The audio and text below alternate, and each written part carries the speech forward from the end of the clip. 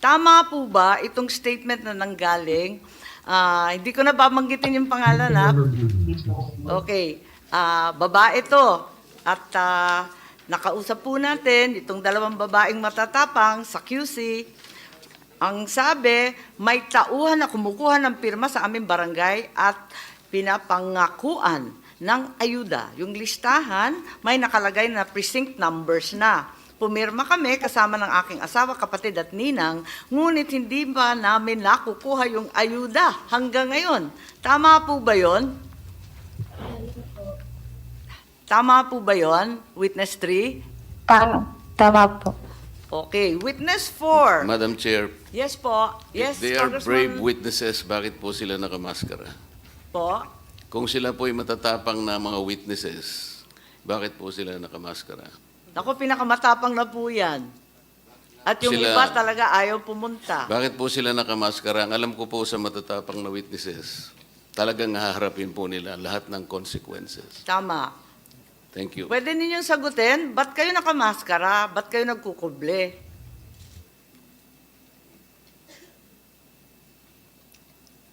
Anong kinatatakutan Ma'am. ninyo? Babalikan kayo?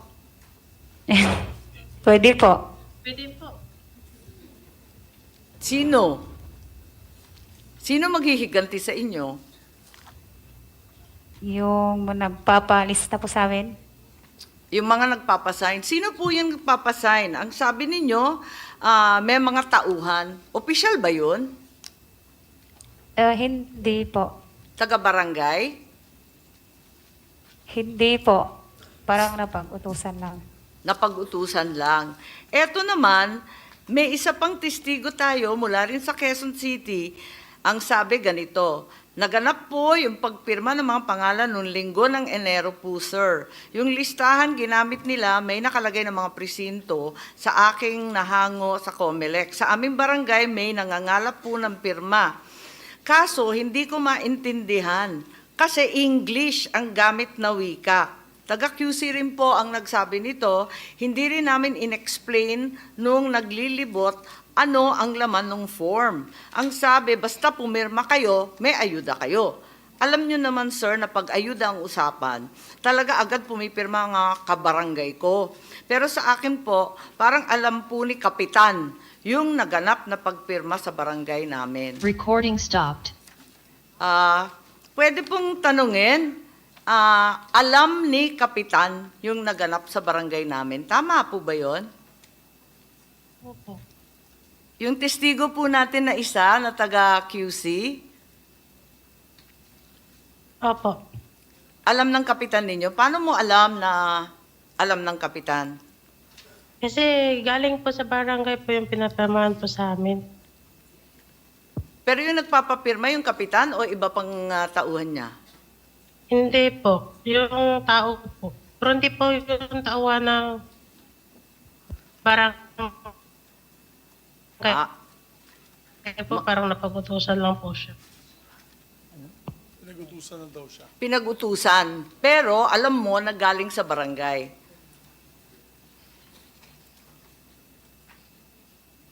Kaya ka ba natatakot? Kasi galing sa barangay.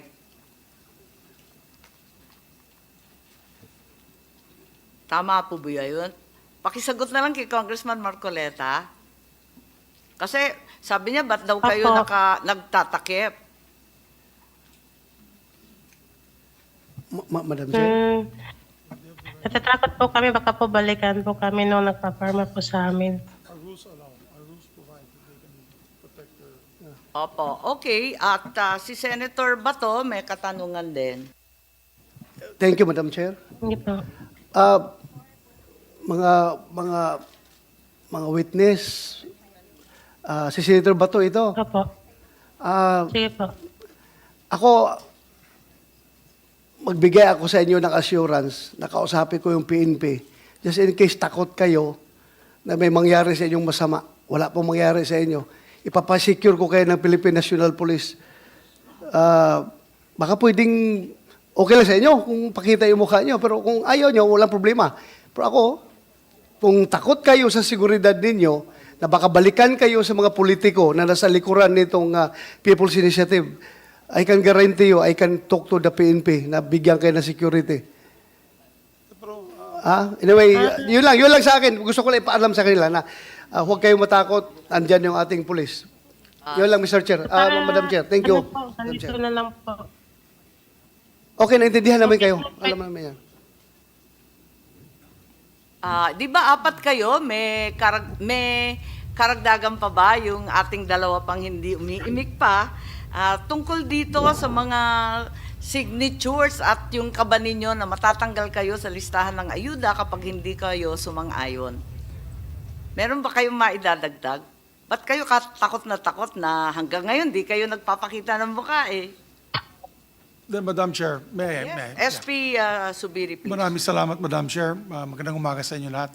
Our rules allow na protection sa ating mga witnesses na hindi naman kailangan nila ilantad kaagad ang kanilang identity because we have whistleblowers. No? Marami po tayong hearings na nasagawa from the Blue Ribbon Committee to the hearing of Senator Bato when they're talking about mga kulto. Talagang nagtatago sila ng identity.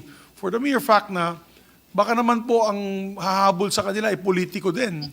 Dahil in-establish natin dito ay mga politiko ang nagtutulak nito. Kaya politicians initiative, ika nga sabi ng ibang mga kasama natin. So, sa aking pananaw, wala pong violation kung sila po ay nagtatago lang ng mukha nila dahil naka-livestream po to sa buong bansa, ayaw din nilang ma-expose ang kanilang sarili. I think we have to give them that right. And we've been practicing that here in the Senate. Of course, when they give their testimony for legal purposes, lalabas talaga yung mga pangalan at identity nila. But for this, in all intents and purposes, if we want to find out the truth and ferret the truth na hindi po sila matatakot, we should protect their identity at this point in time. Our rules allow it. I do not know the rules of the House of Representatives, but the rules of the Senate allow that their identities may be protected until, of course, the actual factual certification or subpoena and rather affidavits will be issued for our courts, no, for the cases to be filed. So, yun lamang po, Madam Chair, hindi po natin kailangan silang pilitin, no, at this point in time na i-reveal ang kanilang sarili. Kasi kung hindi, maraming matatakot sa mga hearings natin. Walang maglalabas. There's a whistleblower act. So, we can protect them, no? And not only the PNP, the Senate can also extend protection to these witnesses. So, yun lamang po, Madam Chair. Yes, Madam Chair, Yes, Madam sino po Chair. yun? Yes, we I just want to acknowledge know Senator if Villar. you can divulge the district in Quezon City where this happened. Pwede ba? Narito yung address sa akin, pero siguro sa executive session na muna hanggang magkaliwanagan. Okay, sige. Maraming salamat kina Senator Bato at sa SP natin for the assurance that the witnesses will be adequately protected. And we acknowledge also the arrival of Minority Leader Coco Pimentel. Meron pa ring nagsasabi na hindi ninyo naintindihan ng nakasulat kasi English. Ang sabi ba, may kinalaman sa ayuda to? Pag pinirmahan, ayuda. Pero hindi ninyo Opo. nabasa o naintindihan yung English. Tama ba yun? Tama po, kasi English po yung nakasulat. English yung nakasulat. So wala kayong naintindihan doon sa constitutional amendment na sinasabi? Wala po, basta pumirma lang po kami nung pagkasal, pumirma po kayo pag may ayuda po. Wala ba silang pinaliwanag na may kinalaman to sa ating saligang batas? Wala namang ganon. Yung, May sinabi ba? yung paliwanag po sa amin, ano po? May Yung Pero hindi- petition daw po. Ano? Petition po. Kaso di ko po maintindihan eh. Kasi mabilis po yung pagpapaliwanag po nun. Mabilisan lang yung pagpapaliwanag. Anong kinalaman ng ayuda doon? Ano daw sabi? Hindi ko po alam eh. Kasi basta pagka-perma po namin, may present number po, tapos ayuda daw po eh. Binigyan ba kayo ng pera pagkatapos? Wala po. Pero may pangako? Pangako lang po, abot po sa ayuda, pero di po namin alam po kung ano pong ayuda. Nagbigay na ba ng pera mula noon? Wala po. So, Wala nag-iintay pa rin kayo? Opo. Nako, baka na 1, 2, 3 po tayo. Saan daw yung pera manggagaling? Sa syudad, sa congressman, saan daw? Wala po siyang sinabi kung saan pa manggagaling, tsaka wala po sinabi sa amin kung pera po eh. Basta baka may ayuda daw po. Or di niya pa alam kung saan po. Nung narinig ninyo yung ayuda, sige na lang. Opo. Siyempre, sa hirap ng buhay. Okay po. At maraming salamat sa inyo. Kung may maidadagdag pa kayo, pwede namang gumawa ng sinumpaan salaysay. Pero sa ngayon, I would like to call on another witness who's actually here in person. I believe in the hall right now. Madam Chair, Yes, please. abang tinatawag natin, Madam Chair, can I inquire something? Yes, please proceed. Yes. May I know from the Chair if Attorney Anthony Abad was invited? And is he Yes. around? Is he Yes. around? He was Nag-regrets. invited, but yes, regrets. Yung pangalan niya is very, very visible doon sa form, yung petition form na pinapakita nila. So, can we insist on inviting him? O Yes. kung ayaw niya mag-attend, ipasampina natin, Madam Chair? Yes, I think we'll have to consider that. But like you said, Senator Bato, his name is very prominently displayed Yes. on the form. He is the face of this brouhaha. So he should present himself. Otherwise, useless itong magiging inquiry natin kung hindi natin makita yung tao na nandoon sa papel, sa form. So can we subpoena this person, Madam Chair? Madam Chair, Yes, Congressman Marcoleta, please. I am happy that Senator Bato raised this question because That's right. this is the gist of the entire inquiry. Attorney Anthony A. Abad appears to be the proponent of this initiative. Kagaya po ng sinabi ninyo, Senator, bigyan ng katauhan ang nagpasimuno nitong Politicians Initiative. Earlier, Madam Chair, the House of Representatives, sila po ang nagiging parang kontrabida dito. I am not representing the House of Representatives today. I was personally invited by the beautiful chairman to appear in this committee. But, as a member, hindi po nyo may aalis sa akin na medyo magdamdam rin ako sapagkat ang patutsada ay patungkol sa House of Representatives, lalong-lalo na po yung Speaker. I am not defending the Speaker. If this congressional hearing ultimately found that the Speaker is the one who spearheaded this or funded this initiative, I will probably request him to step down. Pero kung hindi po siya naman, bakit hindi po natin kinonsentrate kay Anthony Abad? Siya po yung bida dito eh. Siya po ang pinakasentro nito. Siya ang nagsasabi dito na pinaliwanag niya sa tao. Nagsabi po ng mga tao, we fully understand the rationale of this proposition. We fully understand the consequences, the effects, and the advantages of this proposition. Gusto nating malaman, talaga bang ginawa niya single-handedly or do et al. Ito? But to undertake and to mobilize an undertaking nationwide, to be able to get at least 8 million votes, kaya po ba ng isang tao? Why don't we begin with Anthony Abad? Who is he? Anthony Abad, based on the Google, Madam Chair, specializes in international trade law. He has been in legal practice for 17 years, and he is at present an independent advisor of the Philippine Senate. May I know, Madam Chair? from, Nasa Google po. At kung sino- nakalagay din po sino sa sinabi- Google, he took his oath before the office of Senator Aquilino Pimentel. Nasa Google po. Kaya Kailangan po nating makita lahat eh. Sa Google po yan. I was also shown that picture, pero hindi ko ma-date eh. Mukhang bata pa kami nun eh. So, so must have been years ago.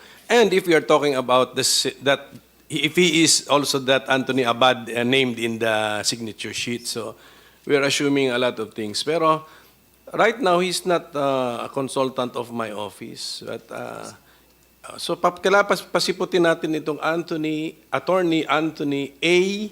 Abad. So, Triple A. Yes. Attorney Anthony A. Abad. So, para malaman po natin. And if that person seen in the picture taking an oath before me, if he will admit that he is the one, then we're talking about the same person. But he's not a consultant of my office, so I don't think he's also a consultant of the Senate. Wala. So maybe that was siguro part of his biodata. Siguro once upon a time, baka nangyari yun. And then, since andito na rin tayo sa topic na ito, the burden is all with Attorney Anthony A. Abad because no other lawyer can file that petition and claim that he or she is under that et al. Hindi po pwede yun.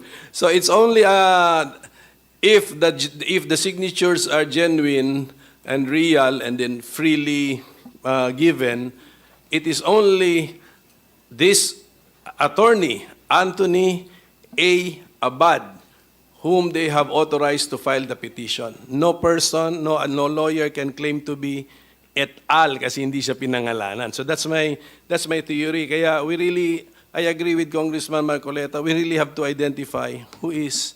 Pero medyo common name kasi yan. There might be more than one Anthony A. Abad who happens also to be a lawyer. So Yes, we need to Senator, look for but this person. We can start with him. Yes, This is an A4 sheet of paper. that's right. 10 signatories per sheet. If Anthony Abad is out to get 8 million votes to satisfy the threshold of 8 million, this is the requisite of the People's Initiative, he will need 800,000 pieces of this A sheet. Nakita ko po yung nakakuha ko ng isang ream nito. This paper was imported from Indonesia. This is 70 GSM. I want to ask Anthony Abad. Kinuwenta ko po kung magkano eh. Siguro about 1,500 something reams. $500,000 pesos, ito pala mong papel. Ipiprint mo ito, palagay mo na lang ₱2.